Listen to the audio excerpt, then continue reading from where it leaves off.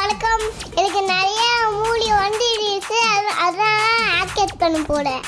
ஆக்கெட் என்ன பண்ண போறேன்னா டர்னிங் ஆயில ஃபர்ஸ்ட் பயமாயிடுச்சு. போக போக சரியாயிடுச்சு.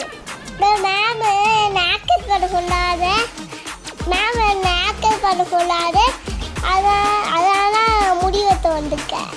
எனக்கு அந்த அங்கிள் சூப்பராக வச்சுருந்தாங்க.